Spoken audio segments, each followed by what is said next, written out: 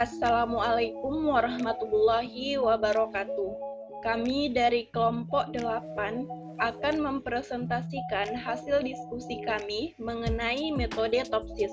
Sebelumnya, saya akan memperkenalkan anggota kelompok saya, yaitu saya sendiri Fitri Hayati dengan NIM 20337005, Gilang Ibnul Farizi dengan NIM 20337021, Jelita Indah Riani dengan NIM 20337023, dan Uli Marta dengan NIM 20337065. Baik, untuk materi pengertian pengambilan keputusan dan metode TOPSIS akan dijelaskan oleh rekan saya Uli Marta. Kepada Uli, dipersilahkan. Baiklah, terima kasih kepada moderator. Saya akan menjelaskan tentang pengertian pengambilan keputusan. Menurut Bowo 2008, pengambilan keputusan adalah proses menemukan satu pilihan dari beragamnya alternatif pilihan terbaik yang dilakukan secara rasional. Sehingga dalam proses pengambilan keputusan ini merupakan suatu proses yang tidak mungkin terjadi begitu saja dalam waktu singkat. Dan menurut Bond dan Brown 2008 mendefinisikan proses pengambilan keputusan sebagai suatu proses melakukan evaluasi terhadap dua atau lebih pilihan yang ada dalam rangka meraih atau menentukan kemungkinan hasil yang terbaik. Kemudian metode TOPSIS. Metode TOPSIS adalah salah satu metode pengambilan keputusan multi kriteria yang pertama kali diperkenalkan oleh Yun dan Huang pada tahun 1981. TOPSIS menggunakan prinsip bahwa alternatif yang terpilih harus mempunyai jarak terdekat dari solusi ideal positif dan terjauh dari solusi ideal negatif dari sudut pandang geometris dengan menggunakan jarak Euklidean untuk menentukan kedekatan relatif dari suatu alternatif dengan solusi optimal. Baiklah, saya kembalikan kepada moderator. Terima kasih kepada Uli yang sudah menjelaskan. Selanjutnya, untuk kelebihan, kekurangan, dan langkah-langkah dari metode TOPSIS akan dijelaskan oleh rekan saya, Jelita Indah Riani. Kepada Jelita, dipersilahkan. Baiklah, terima kasih kepada moderator yang telah memberikan kesempatannya kepada saya. Baiklah, saya akan melanjutkan presentasi kali ini tentang metode TOPSIS, yaitu kelebihan dan kekurangan. Yang pertama untuk kelebihan, yaitu konsepnya sederhana dan mudah dipahami, di mana alur dari metode TOPSIS ini menggunakan indikator kriteria dan variabel alternatif sebagai pembantu untuk menentukan keputusan. Yang kedua itu komputasinya efisien, sehingga perhitungan komputasinya lebih efisien dan cepat. Yang ketiga, mampu dijadikan sebagai pengukur kinerja alternatif dan juga alternatif keputusan dalam sebuah bentuk output komputasi yang sederhana.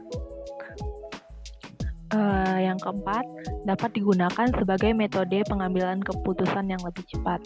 Untuk kekurangannya itu belum adanya penentuan bobot prioritas yang menjadi prioritas hitungan, di mana bobot ini tuh yang berguna untuk meningkatkan kevalitan nilai bobot perhitungan kriteria. Yang kedua, belum adanya bentuk linguistik untuk penilaian alternatif. Biasanya bentuk linguistik ini diinterpretasikan dalam sebuah bilangan fuzi. Yang ketiga, belum tentu ranking tertinggi adalah yang terdekat dari solusi ideal, sehingga perlu dilakukan perhitungan lagi untuk memastikannya, walaupun alternatif dengan ranking tertinggi itu merupakan solusi yang terbaik. Yang keempat itu belum adanya mediator. Mediator itu seperti jika diproses secara mandiri, maka dalam ketepatan pengambilan keputusan cenderung belum menghasilkan keputusan yang sempurna. Dan yang terakhir, kurang baik jika digunakan dalam mendapatkan bobot yang memperhitungkan hubungan antar kinerja. Baik, selanjutnya yaitu tentang langkah-langkah metode TOPSIS. Yang pertama itu membuat matriks keputusan yang ternormalisasi dengan persamaan sebagai berikut, di mana RIJ itu merupakan matriks normalisasi dari matriks dasar permasalahan. Dan untuk XIJ itu merupakan matriks dasar yang akan kita lakukan normalisasi, di mana I-nya merupakan baris dari matriks dengan nilai 1, 2, sampai dengan M, sedangkan J itu kolom dari matriksnya yang bernilai 1, 2, sampai dengan N. Dan kedua yaitu membuat matriks keputusan ternormalisasi terbobot atau YIJ dengan persamaan sebagai berikut, yaitu WI-nya merupakan bobot rating ke I, sementara RIJ tadi merupakan hasil dari normalisasi pada langkah yang pertama. Yang ketiga itu menentukan matriks ideal positif A+ dan matriks ideal negatif A- yang dapat dilihat pada persamaan berikut. Di mana ketentuannya yaitu matriks ideal positif itu maksimal YIJ-nya jika J merupakan biaya keuntungan dan minimal dari YIJ itu jika J-nya merupakan atribut biaya. Dan untuk matriks ideal negatif yaitu YJ negatif itu di mana nilai minimal YIJ itu jika J-nya merupakan atribut keuntungan dan maksimal dari YIJ jika J-nya itu merupakan atribut biaya. Dan yang keempat, menentukan jarak antara nilai terbobot setiap alternatif dengan matriks solusi ideal positif dan matriks ideal negatif, di mana jarak antara alternatif dengan solusi ideal positif dirumuskan sebagai yang telah ditampilkan pada layar, dan jarak alternatif dengan solusi ideal negatif dirumuskan seperti pada layar. Untuk yang terakhir yaitu langkah metode Topsis yaitu menentukan nilai preferensi untuk setiap alternatif. Di mana nilai preferensi ini merupakan nilai kedekatan suatu alternatif terhadap solusi ideal yang dirumuskan sebagai berikut, terlihat pada rumus yang ditampilkan pada layar. Dan nilai preferensi untuk setiap alternatif merupakan nilai hasil akhir dari metode Topsis. Di mana semakin tinggi nilai preferensinya, maka alternatif tersebutlah yang diinginkan. Baiklah, sekian dari saya kembalikan kepada moderator. Terima kasih kepada Julita yang sudah menjelaskan. Selanjutnya, contoh penerapan untuk metode Topsis dan metode WP akan dijelaskan oleh saya sendiri.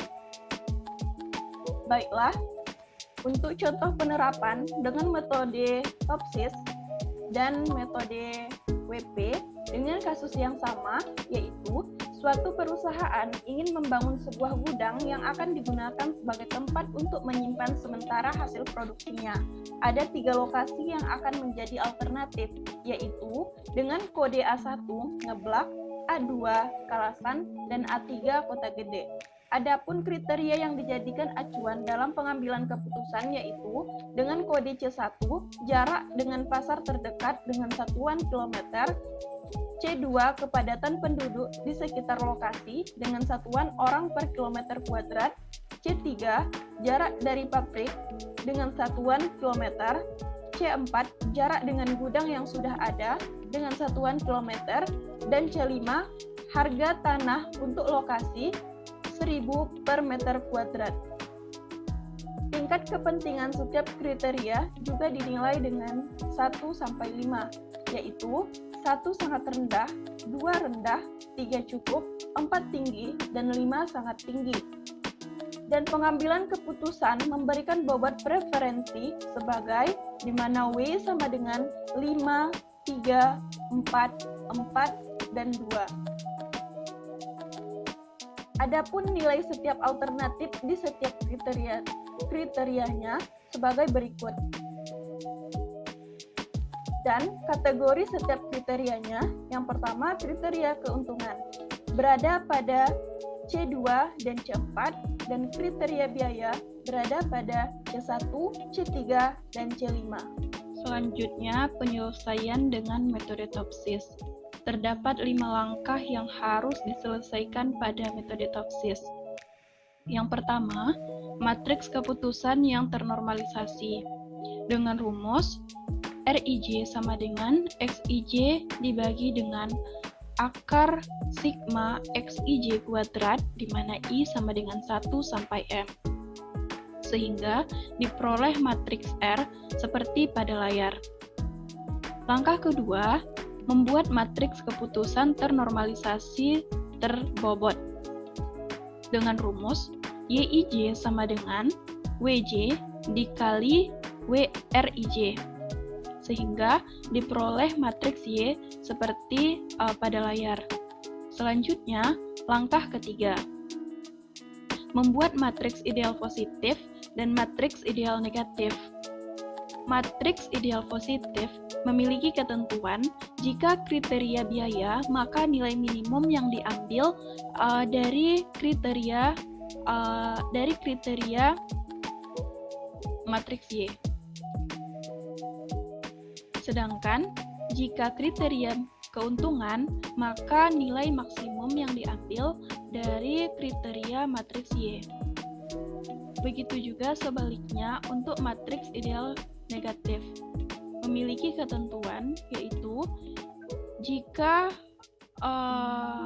kriteria biaya, maka nilai maksimum yang diambil pada kriteria matriks Y. Sedangkan untuk kriteria keuntungan, maka nilai minimum yang diambil dari kriteria matriks Y. Sehingga diperoleh matriks ideal positif dan matriks ideal negatif seperti pada layar. Selanjutnya, langkah keempat. Menentukan jarak antara nilai terbobot setiap alternatif dengan matriks solusi ideal positif dan matriks ideal negatif dengan rumus yang sudah dijelaskan oleh rekan saya sebelumnya, sehingga diperoleh jarak dari setiap nilai terbobot seperti pada layar. Selanjutnya, langkah kelima, menghitung nilai preferensi untuk setiap alternatifnya dengan rumus DI negatif dibagi dengan DI negatif ditambah DI positif. Maka diperoleh nilai preferensi sebagai berikut, sehingga kita melakukan perangkingan. Setelah dilakukan perangkingan, maka diperoleh nilai V yang memiliki nilai terbesar adalah nilai V2, sehingga dapat disimpulkan bahwa alternatif kedua yang diinginkan. Artinya, Kalasan adalah lokasi yang diinginkan untuk mendirikan gudang baru. Selanjutnya, penyelesaian dengan metode WP. Terdapat 4 langkah yang harus diselesaikan pada metode WP.